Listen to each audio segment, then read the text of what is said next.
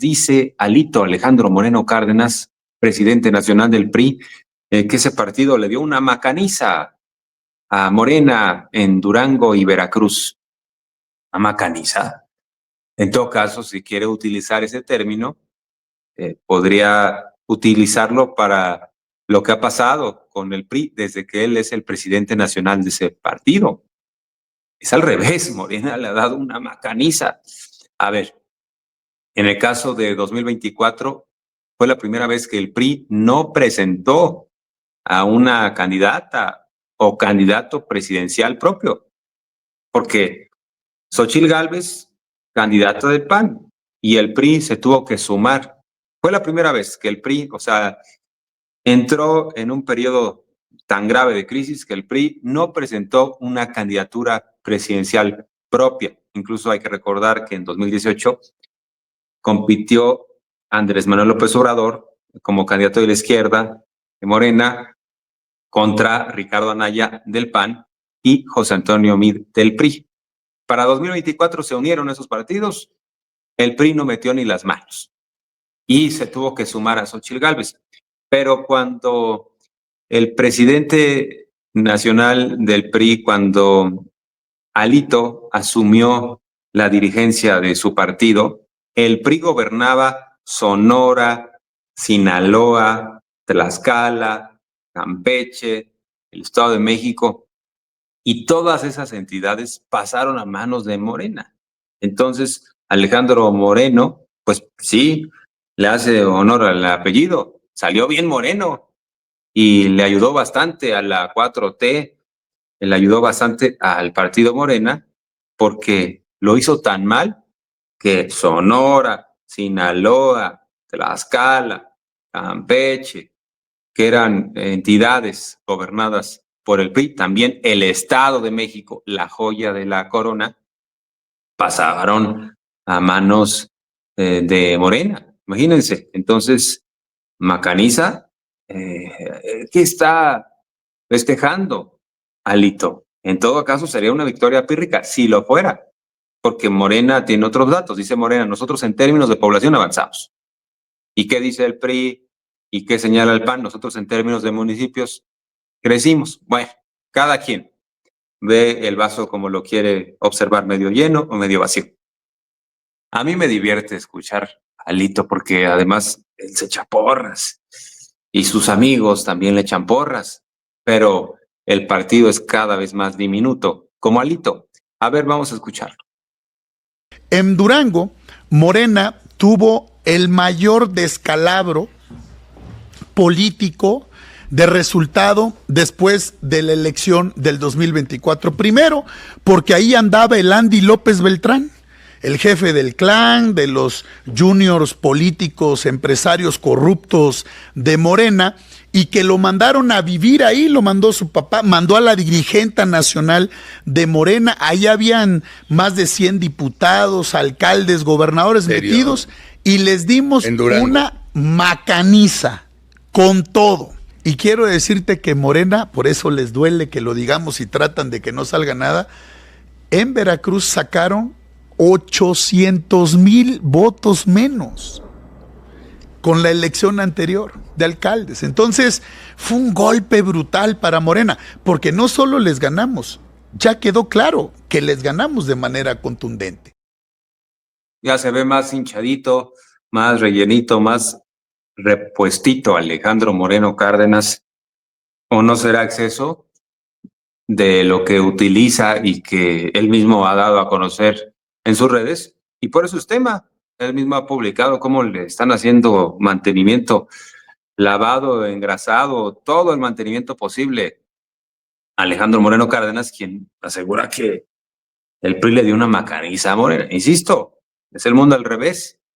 Partamos del hecho de que cuando Alejandro Moreno Cárdenas llegó a presidir al PRI, gobernaban la mayoría de entidades y entidades bastante pobladas, y fueron perdiendo ante Morena. Así que macaniza, en todo caso, si él quiere utilizar ese término, sería la que le ha puesto Morena al PRI, porque ese PRI de Alito pues es diminuto. Hay que recordar que incluso figuras que eran inamovibles del PRI abandonaron el barco, dijeron no tiene sentido estar en este club de Toby, en el club de amigos de Alito, ¿no? Ya ni siquiera nos alcanza para espacios, para diputaciones, para senadurías. En ese juego de las sillas no hay sillas, ¿no? Entonces no hay nada que repartir, solo Alito se reparte las migajas, ¿no? Para él mismo. Así que, bueno, vamos a ir revisando algunos otros puntos. La secretaria de Gobernación, Rosa Isela Rodríguez, ha tenido que salir a atajar una situación porque el director del Infonavit, Octavio Romero, comentó a propósito de la política de vivienda, hay que destacar que, entre otras cosas, se está buscando que quienes tenían créditos impagables se les descuenten los intereses. Hay políticas muy efectivas dentro del Infonavit por instrucción de la presidenta. En ese marco, dijo el director del Infonavit, hay que comentar que estamos en contra de los desalojos, no habrá desalojos.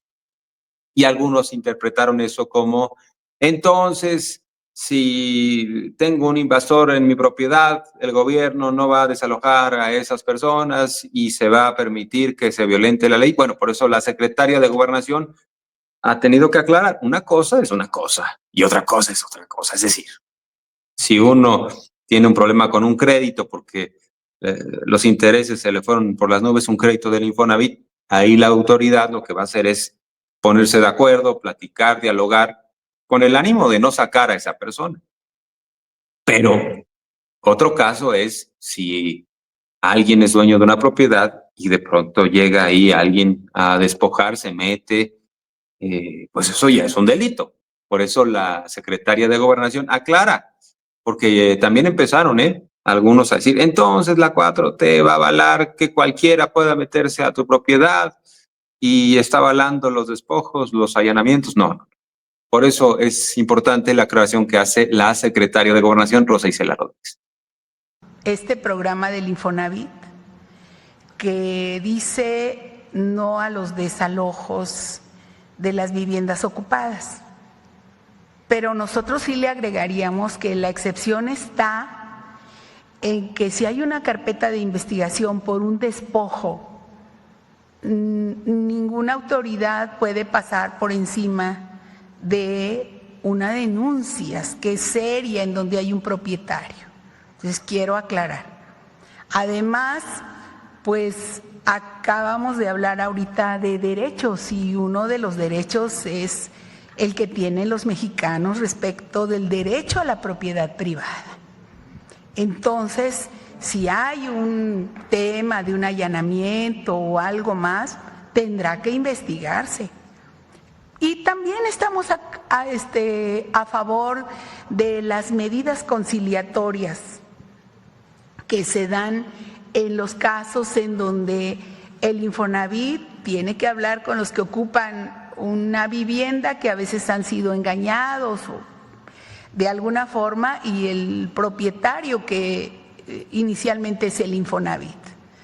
Pero nosotros lo hemos visto en el gabinete y pues no puede ir por encima de una denuncia de un propietario, una cuestión de una invasión. Y estamos a favor que en la mayoría de los casos en los que no haya una denuncia se busque la conciliación y se busca que no haya desalojos violentos. Adelante.